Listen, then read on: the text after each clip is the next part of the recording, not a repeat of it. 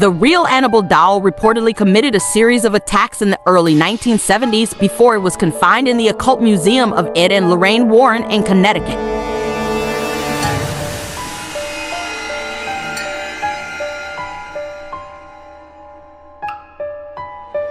She sits in a glass case bearing a hand-carved inscription of the Lord's Prayer while a pleasant smile rests on her happy face sitting under a mop of red hair. But beneath the case is a sign that reads, "Warning, positively do not open."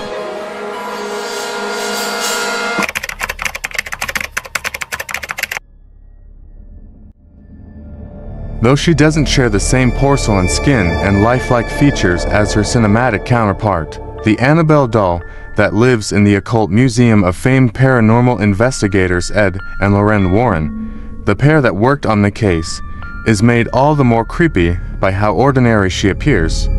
Annabelle's stitched features, including her half-smile and bright orange triangular nose, evoke memories of childhood toys and simpler times. If you could ask Ed and Lorraine Warren, though Ed died in 2006 and Lorraine died in early 2019, they would tell you that the stark warnings scrawled across Annabelle's glass case are more than necessary.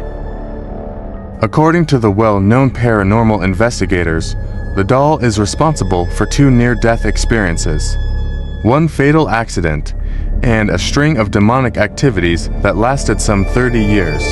The first of these infamous hauntings can allegedly be traced back to 1970, when Annabelle was brand new.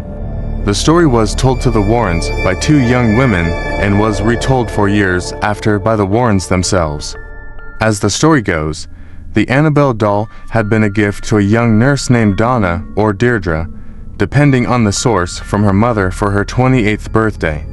Donna, apparently thrilled with the gift, brought it back to her apartment that she shared with another young nurse named Angie.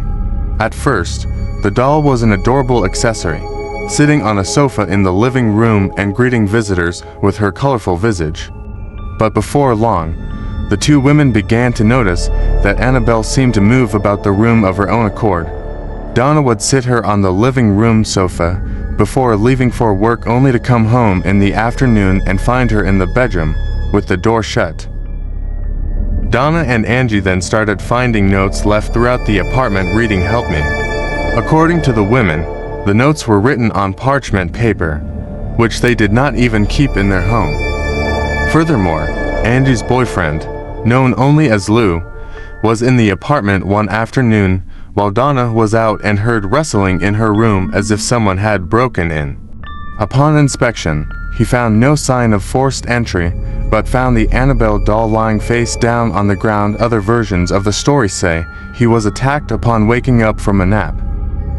Suddenly, he felt a searing pain on his chest and looked down to find bloody claw marks running across it. 2 days later, they had vanished without a trace.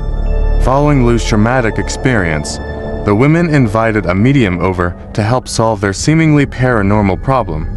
The medium held a seance and told the women that the doll was inhabited by the spirit of a deceased 7-year-old named Annabelle Higgins, whose body had been found years earlier on the site where their apartment building had been built.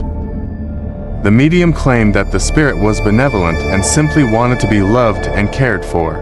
The 2 young nurses reportedly felt bad for the spirit and consented to allow her to take up permanent residence in the doll.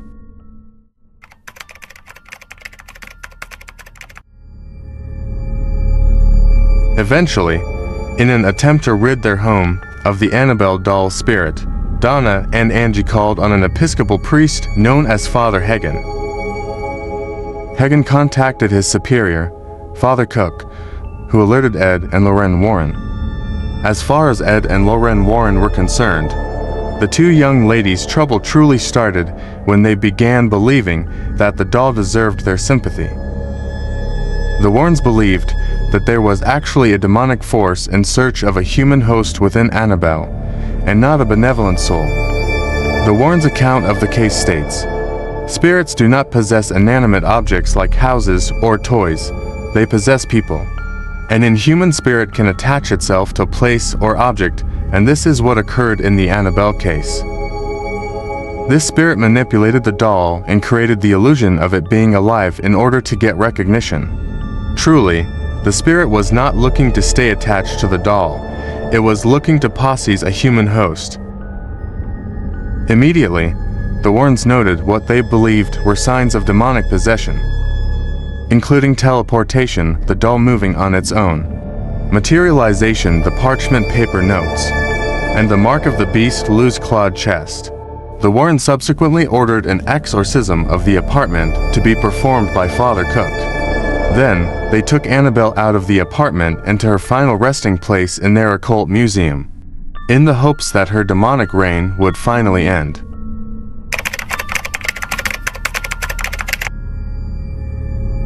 Following Annabelle's removal from Donna and Angie's apartment, the Warrens documented several other paranormal experiences involving the doll. The first just minutes after they took possession of her. After the exorcism of the nurse's apartment, the Warrens buckled Annabelle into the back seat of their car and vowed not to take the highway in case she had some kind of accident, causing power over them and their vehicle. However, even the safer back roads proved too risky for the couple.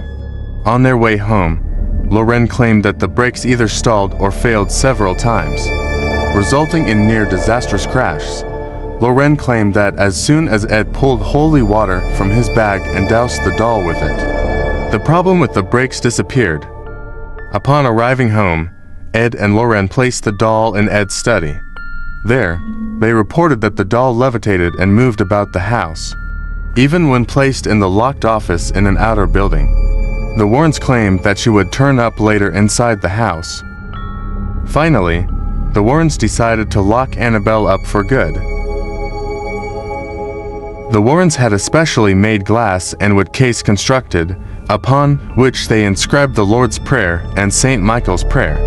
For the rest of his life, Ed would periodically say a binding prayer over the case, ensuring that the sinister spirit and the doll remain good and trapped. Since being locked up, Annabelle the doll hasn't moved again, though it is alleged that her spirit has found ways to reach out to the earthly plane. Once, a priest who was visiting the Warrens' museum picked up Annabelle and discounted her demonic abilities. Ed warned the priest about mocking Annabelle's demonic power, but the young priest laughed him off. On his way home, the priest was involved in a near-fatal crash that totaled his new car. He claimed to have seen Annabelle in his rearview mirror just before the accident. Years later, another visitor rapped on the glass of the Annabelle doll's case and laughed at how silly people were to believe in her. On his way home, he reportedly lost control of his motorcycle and crashed headlong into a tree. He was killed instantly and his girlfriend just barely survived.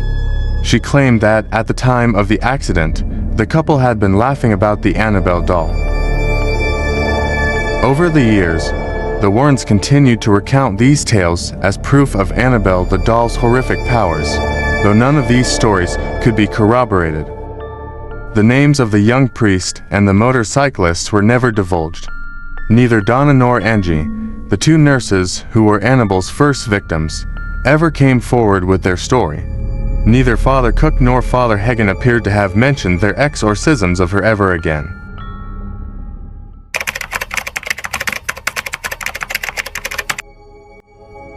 Whether or not any of these hauntings took place, the tales left behind were all director, producer James Wan needed to pull together a long-lasting and lucrative horror universe. Beginning in 2014, Wan wrote the story of Annabelle, a child-sized haunted porcelain doll with lifelike features and a penchant for violence, using the real-life Annabelle doll as his inspiration. Of course, there are several differences between the Warrens' doll and its cinematic counterpart. The most obvious difference is the doll itself.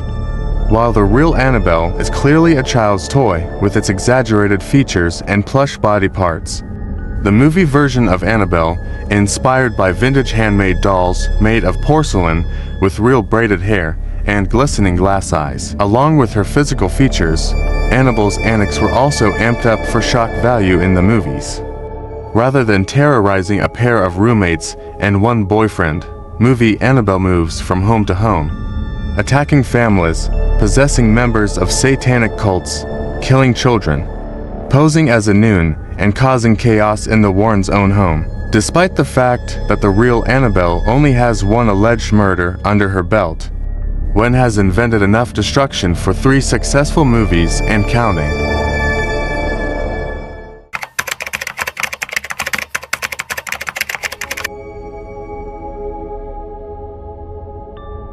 Though Ed and Lorraine Warren have both died, their legacy has been carried on by their daughter Judy and her husband Tony Spera. Until his death in 2006, Ed Warren considered Spera his demonology protege and entrusted him with continuing his work, which included caring for his occult artifacts. Those artifacts include the Annabelle doll and her protective case. Echoing the warnings of his predecessors, Spera cautions visitors of the Warrens' Occult Museum about Annabelle's powers. Is it dangerous? Spera has said of the doll. Yes. Is it the most dangerous object in this museum? Yes. But despite such claims, the Warrens have a complicated relationship with the truth. Though they became practically household names for their involvement in the Amityville horror case and those that inspired The Conjuring, their work has been almost entirely debunked. An investigation by the New England Skeptical Society proved that the artifacts in the Warrens' Occult Museum were mostly fraudulent, citing doctored photos and exaggerated storytelling. But for those who still doubt the Annabelle doll's powers, Spera likens disturbing her to playing Russian roulette. There might be just one bullet in the gun, but would you still pull the trigger? Or would you just put the gun down and not take the risk? The real-life fears surrounding the original Annabelle doll only flared up even more in August 2020, when reports surfaced that she had escaped from the Warrens' Occult Museum. Though the rumors quickly spread on social media, the reports were quickly outed as inaccurate. Spera himself soon posted a video of himself alongside the real-life Annabelle doll in the museum. Annabelle's alive, Spera assured everyone. Well, I shouldn't say alive. Annabelle is here in all of her infamous glory. She never left the museum. But Spera was also sure to stoke the fears that have kept the real Annabelle doll terrifying for 50 years, saying I'd be concerned if Annabelle really did leave because she's nothing to play with.